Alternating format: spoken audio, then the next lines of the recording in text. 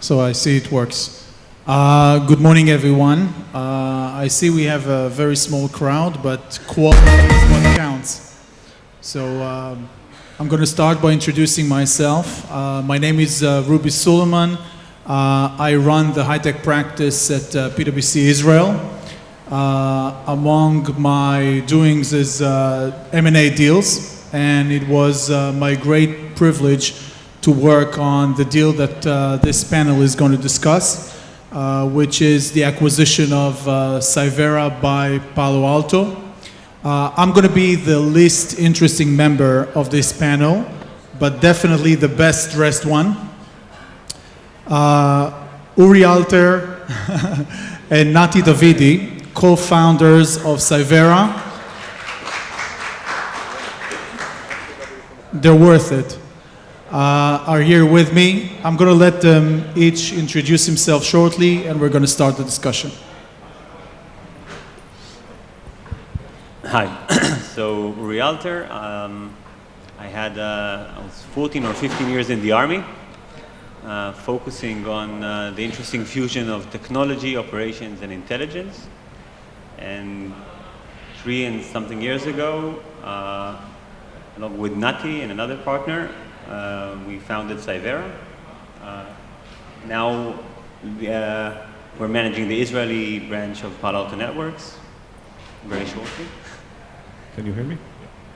Uri is very humble. It's much more than that, but he made it in short. We met in the Army many years ago. Can you hear me? Okay. I spent 6 years in the military service. That's where we met. And later on, I graduated law school, unfortunately. MA and LLB and LLM focused on computer crimes. And worked with me a technical background. We had a mutual services company around cyber before that, and we dealt with forensic investigation, and we also consulted startups in our field. And that's more or less. Okay, so let's start from the beginning. So, co-founders of a company spend more time together than a married couple. So, and I'm not referring to anything. So, how did you guys meet? Let's start with that. It was in the clinic of the intelligence training school during officers' course. So that's where we met. Later on, it was a brief meeting. Later on, we served together for a few years. And I think that's actually something that a lot of entrepreneurs in Israel have a very strong relationship coming from the army. It's a place where things are very, very intense. You get to really know someone. And I think that's one of the things that really helped us both get where we are and enjoy the way, right? So Israeli army is a strong theme in Cyvera and Palo Alto today. Nati, introduce Cyvera to us. So we don't, probably the crowd here knows a little bit from the newspapers, but what is Cyvera? So to start with, we established the company in June 2011. And unlike many other startup companies, especially in the cyber arena these days, we didn't came with a particular idea. We came with the idea of let's establish a development company. We had 4 or 5 general visions of how to deal with the most threatening vectors of attack. We gathered few guys to join us. And only then, after spending, I think, 3 months of talking about what are the good ideas, only then we took a decision of what would be the right thing to do. And we took a risk by choosing something that the initial feedback from investors from the market was, this is not something that considered to be very sophisticated vector of attack or common enough. Maybe 1 or 2% of the attack are based on this vector that you are dealing with. And a year later, this specific vector of attack became one of the most common one in targeted high-profile attacks that were published in the newspapers, which is, without getting too much into the details and being very boring, this is the vector of software vulnerability exploitation, which is a way to get into computers under the radar of all the antiviruses and all the security measures. It has been used for a decade and a half now against Unix system, Windows system, whatever, SCADA system, critical infrastructure, It helps attackers to put their hand on very sensitive data assets. Anyhow, we choose to start with this specific vector. And our idea was, let's not try to be like everyone else who are trying to identify things and detect things, but let's use the attacker tactics to fail him. It's actually a guerrilla against guerrilla. Let's use the core techniques that the attacker must use in order to successfully initiate an attack, in order to tackle him. So our general approach is obstruction, not identification. We obstruct the attacker. We put stick on his wheels, and again, that's without getting into the technical details. So we started with that, and very quickly, and I think that's the secret sauce of the company, we brought in very, very talented guys, and I think that the combination of guys from the military service who are bringing the proactive security background and the defense background, and guys from the academia, we have PhD guys in our field, and also people who are very experienced from the industry.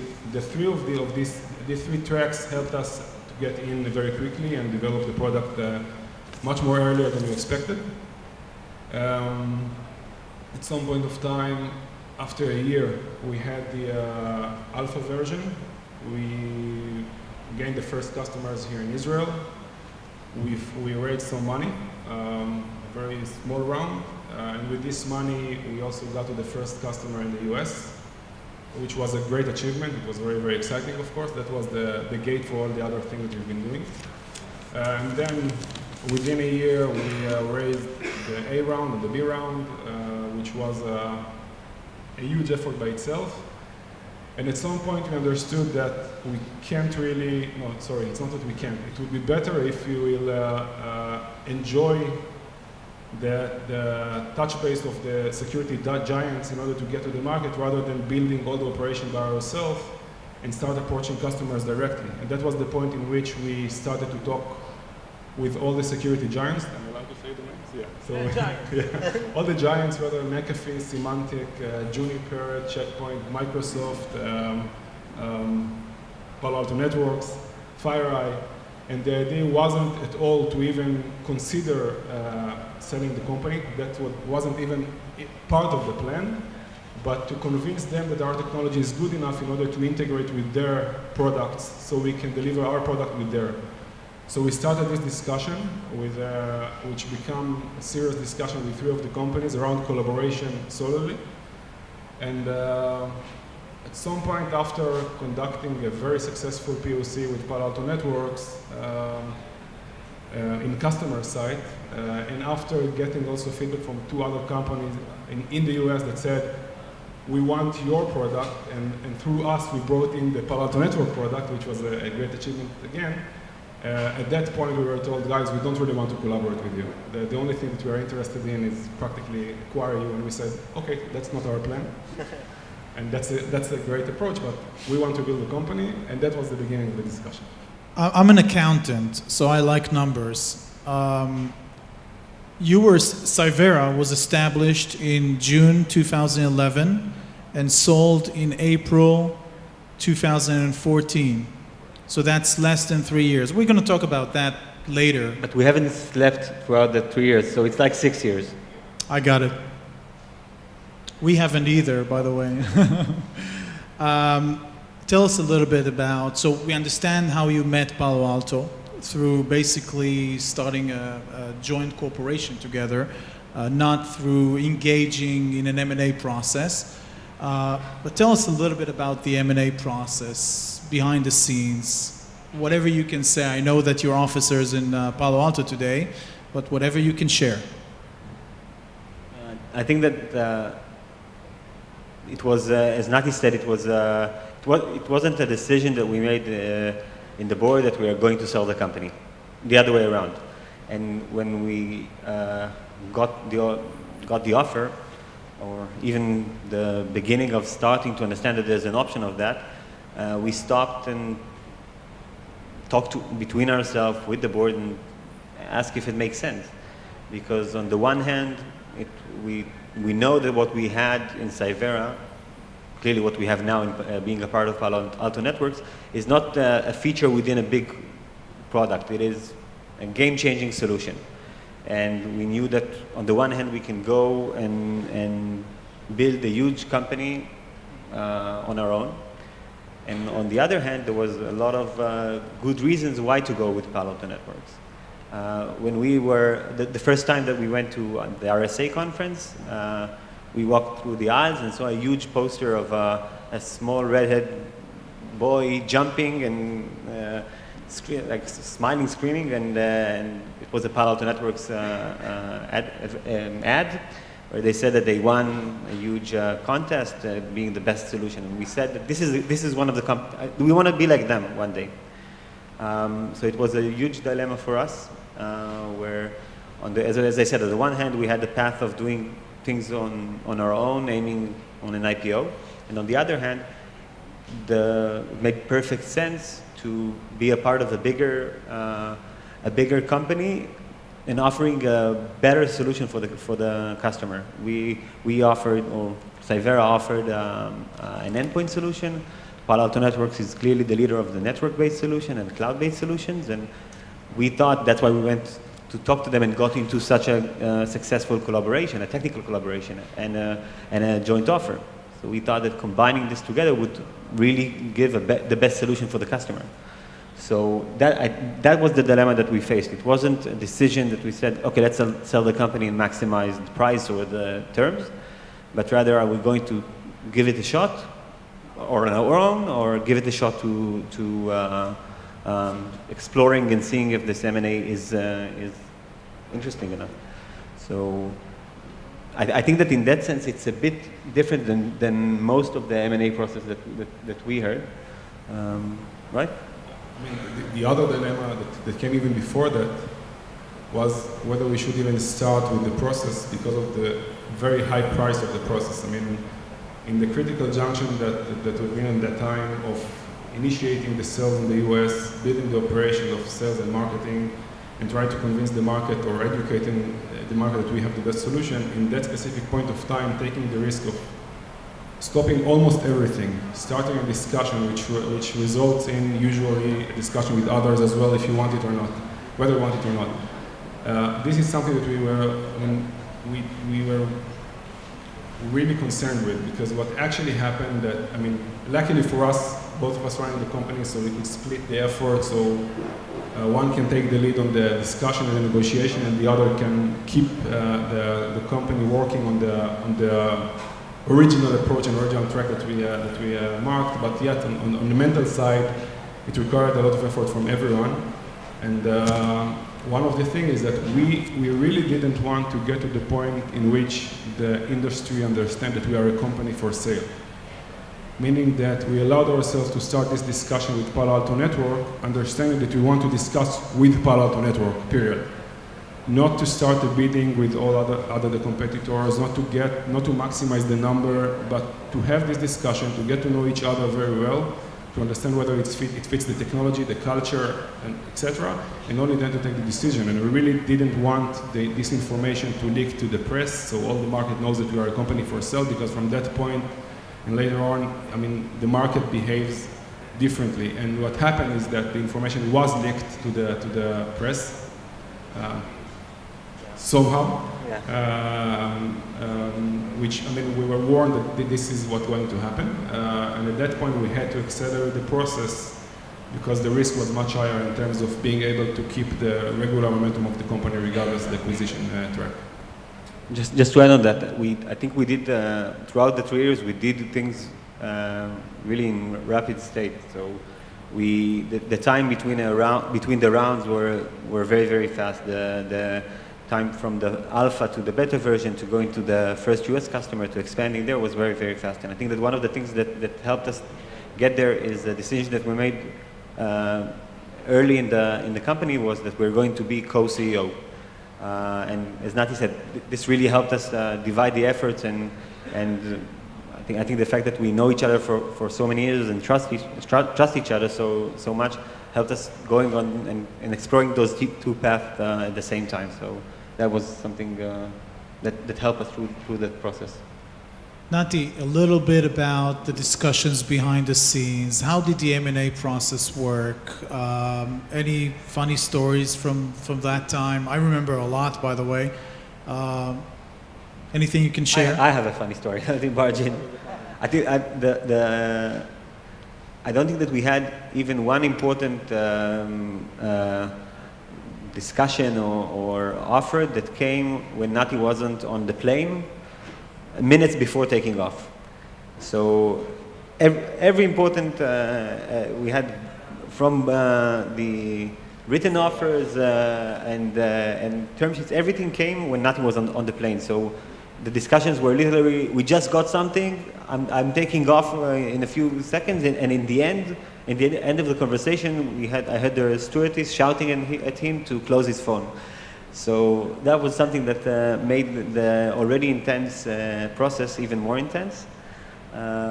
Really, I think we had, each and every time you took a flight that we had that. On the first LOI, the first LOI, I received it in the email when I already was on the plane of El Al back home. And I got a phone from Palo Network saying, guys, we expect to get initial response within 24 hours. Now I have more than 16 hours flight, and we need to discuss it, we need to understand more in depth. This was the first time. And then on the second draft, on the way back, when we received the offer, we started to suspect that it was intentional, but that wasn't the case. Anyhow, the M&A process, it was very challenging, I mean, naturally, and even though it was a very quick one, it took a lot of effort from all of us, and it takes time. I think the most important point for us was that at some point we understood that there is a trust between the both parties. And it took time to build the trust, even though these are short time frames. I mean, within a month, we understood that there is a great fit, a great cultural fit, a great technology fit, and there is also a very compelling proposal on the table. And I think that, I mean, there are many interests of many people around, whether the board or other investors or the angels or the consultants. I mean, everyone holds their own interests. And by the end of the day, we had to understand as the founders at what point we can stop being paranoid and believe the other party and understand that if they offer something, they mean it and it's not a trick. And I think that at the point we understand that we can be more naive, and believe the other side and have a very open discussion. At that point, we started get actually whatever we wanted. Because we also, we also gave back some stuff, and we convinced much more easy what would be the right path to go together. Also in terms of, of the terms of the agreement, of how much time we're going to commit to the company, of what type of effort we're going to bring in the upcoming years. And I think that the discussion itself create a great confidence for us that it's going to be a real deal, not in terms of the deal itself, but in terms of what we can do with our technology in terms of 5 or 10 years from the acquisition. At that point, it made the discussion much easier. So, like we said, this happened very, very fast. Although you guys did not come up with a feature, you came up with a full solution, and it happened very, very fast. If you can talk about that, and I'll combine into the question the fact that on your board of directors and among your shareholders, you had 3 VCs, several angels, some of them well-known angels, which I'm sure had a lot to say during the process, and 2 founders. So how do you, a lot has been said about different types of investors pulling in different directions. Tell us a little bit about that. I think that first of all, in an M&A deal, like every other deal, it's really important to understand what's important to you, and trying to, and by you I mean the company, and then trying to map the interest is not a bad thing. That's a crucial thing. And clearly, a VC that has a portfolio has different interests than an angel that invested in the early round, and we had things that are important for us, or we put more weight on things that are important for us, such as the team in Israel. We wanted to make sure that the team in Israel is as happy with the deal as we are. And adding to that, to make things even more complicated or interesting, is the fact that it's always in an M&A process. The question is what's going to happen the day after, and because we knew it was important for us to be a part of the company after the acquisition,